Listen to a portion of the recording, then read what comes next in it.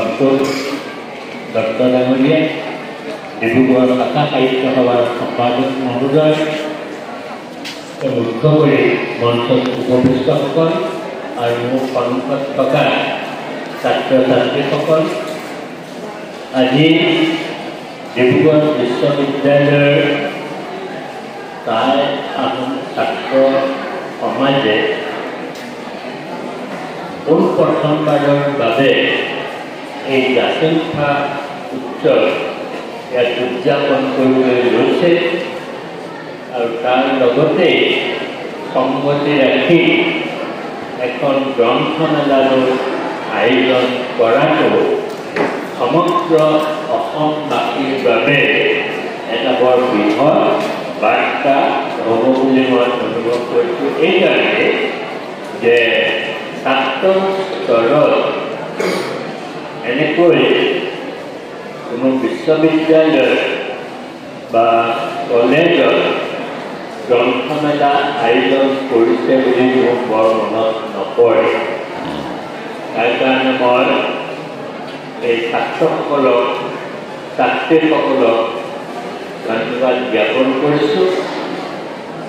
দ্বিতীয়তে তেওঁলোকে এই গ্ৰন্থমেলাখন পতাৰ ফলস্বৰূপে যদি আমি ইয়াৰ পৰা 10জন মানৰ পাঠক পাওঁ, তেতিয়াহ'লে এই ছাত্ৰ সমাজে আয়োজন কৰা গ্ৰন্থমেলা সাৰ্থক হ'ব বুলি মই অনুভৱ কৰোঁ। আমি সকলোৱে এইটো কথা জানো যে কিতাপ বা গ্ৰন্থ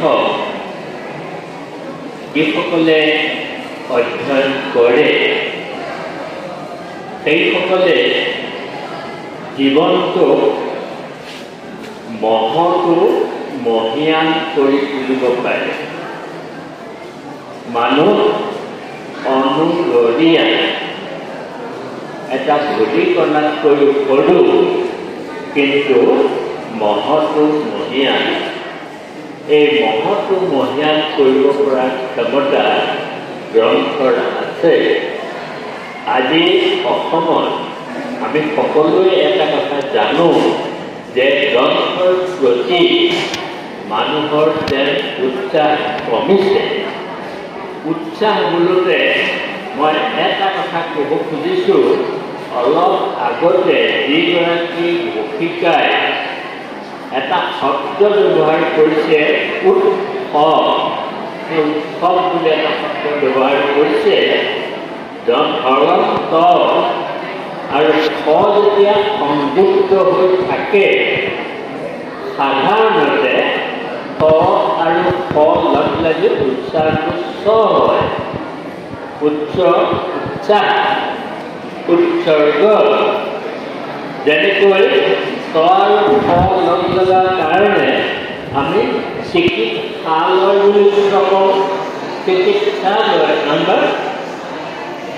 কিন্তু অন্যান্য এইটো যে ইয়াৰ ব্যতিক্ৰম নাই যে নহয়, ব্যতিক্ৰম আছে বা কি হওক, এই যে এটা আয়োজন কৰিলে তাৰ বাবে মই তেওঁলোকক ধন্যবাদ জনাইছোঁ। এখন কিতাপ এফালে আৰু আনফালে 1000টা AK-47 ৰাইফল। এই দুয়োটাৰ ভিতৰত আটাইতকৈ শক্তিশালী হ'ল কিতাপ। কিতাপ, কিতাপ আৰু কিতাপ।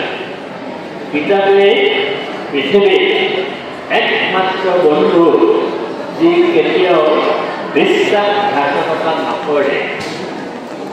আৰু গ্ৰন্থই আমাৰ যিটো মানসিক স্বাস্থ্য, এই মানসিক স্বাস্থ্য বৃদ্ধি কৰে, চিন্তাৰ বিপ্লৱ হয়। আৰু সেই কিতাপ আমাৰ যাক আমি পাঠক বুলি কওঁ, পাঠক 2 শ্ৰেণীৰ আছে। এক শ্ৰেণীয়ে সন্মুখত যিহকে পায় তাকে পঢ়ে, কিন্তু এক শ্ৰেণীয়ে নিৰ্দিষ্ট কিতাপহে পঢ়ে। আৰু নিৰ্দিষ্ট কিতাপ তেওঁলোকে বাৰে বাৰে পঢ়ে। কিন্তু সাধাৰণ শ্ৰেণীৰ পাঠকে এবাৰহে মাত্ৰ পঢ়ে। এই যে দ্বিতীয় শ্ৰেণী যি বাৰে বাৰে কিতাপখন পঢ়ে তেওঁলোকলৈ কিন্তু লেখকেও বৰ ভয় কৰে, কাৰণ সেইসকল লেখকে এই দ্বিতীয় শ্ৰেণীৰ পাঠকক কদাপি প্ৰবঞ্চনা কৰিব নোৱাৰে। কিন্তু এই কথাটো কোনে ক'ব? এই কথাটো ক'বলৈ আমাৰ সমালোচনাৰ প্ৰয়োজন। সমালোচনা মানে সম্যক আলোচনা, সম্যক মানে ইন ডিটেইল বিস্তৃত আলোচনা। সমালোচনাই আত্মশুদ্ধিৰ এটা পথ। সমালোচকসকলে কেনি যাব লাগে এই পথটো দেখুৱাই দিব পাৰে। কিন্তু আজিৰ যুগৰ আমাৰ যিসকল নৱপ্ৰজন্ম আছে সেইসকলে সমালোচনা কৰিলে বৰ বেয়া পায়। কিন্তু পাঠক আৰু লেখক এই দুয়োজনৰ মাজৰ আচল সম্পৰ্কটো হ'ল দেখুৱাই দিয়ে সমালোচকে। অসমত পাঠকৰ কোনো জৰীপ হোৱা নাই। কোন পাঠকে কি কিতাপ পঢ়ি ভাল পায় তাতকৈ কোন পাঠকে কি কিতাপ পঢ়া উচিত এই কথাটো সমালোচকে অসমত দেখুৱাই দিবলৈ অকণমান আজিকালি ভয় কৰে। এইকাৰণে কেতিয়াবা আমাৰ লেখকসকলে, বিশেষকৈ এচাম লেখকে সমালোচকক দুৰ্ব্যৱহাৰ কৰাৰ উদাহৰণো মই দেখিবলৈ পাইছোঁ। আমাৰ লেখক, পাঠক আৰু সমালোচক এই তিনিজনৰ মাজত অসমত সুসম্পৰ্ক এতিয়াও গঢ় লৈ উঠা নাই।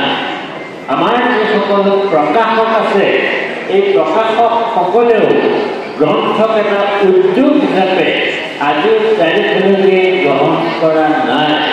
কিন্তু পৃথিৱীত যিবিলাক ডাঙৰ ডাঙৰ প্ৰকাশন গোষ্ঠী আছে সেই প্ৰকাশন গোষ্ঠীয়ে সদায় এটা জৰীপ কৰে আৰু সেই জৰীপ কৰি তেওঁলোকৰ গ্ৰন্থৰ যিসকল পাঠক সেই পাঠকসকলক বাছি উলিয়ায়। ISBNৰ তথ্যমতে 2023 চনত ভাৰতবৰ্ষত প্ৰায় 18 কোটি গ্ৰন্থ বিক্ৰী হৈছে আৰু গ্ৰন্থ প্ৰকাশ হৈছে। আৰু তেওঁলোকৰ তথ্যমতে সমগ্ৰ ভাৰতবৰ্ষত এজন পাঠকে 16খনকৈ গ্ৰন্থ অধ্যয়ন কৰে বুলি তেওঁলোকৰ 2023 চনৰ যিটো পৰিসংখ্যা সেই পৰিসংখ্যাত তাক সেইটো প্ৰদৰ্শন কৰা হৈছে। তাৰমানে এইটোৱে বুজাব খোজা হৈছে আজি বৈদ্যুতিক মাধ্যমৰ দ্ৰুত সম্প্ৰসাৰণৰ যুগত কিতাপৰ যিটো মহিমা এই মহিমা কোনেও আওকাণ কৰিব নোৱাৰে। আমি সকলোৱে এটা কথা জানো যে আমাৰ যিটো সামাজিক মাধ্যম সেই সামাজিক মাধ্যমৰ পৰা আমি তথ্য আহৰণ কৰিব পাৰি, কিন্তু সামাজিক মাধ্যমে আমাক তত্ত্বৰ সন্ধান দিব নোৱাৰে।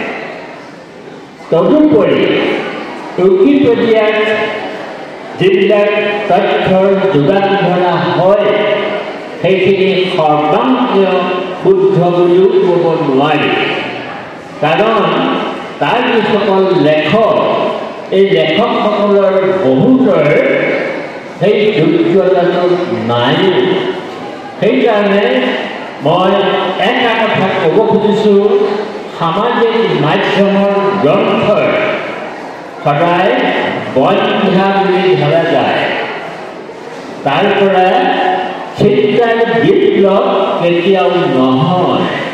সেইকাৰণে আধুনিক প্ৰযুক্তিয়ে আনি দিয়া যিখিনি আমাৰ সুযোগ সুবিধা আনি দিছে, সেই সুযোগ সুবিধাৰ যোগেদি আমি হয়তো পৰীক্ষাত পাছ কৰিবলৈ ন্যূনতম এটা নম্বৰ আমি পাব পাৰোঁ, কিন্তু জীৱনটো উপভোগ কৰিবলৈ এই ব্যৱস্থাটোৱে আমাক কোনো ধৰণৰ সহায় নকৰে।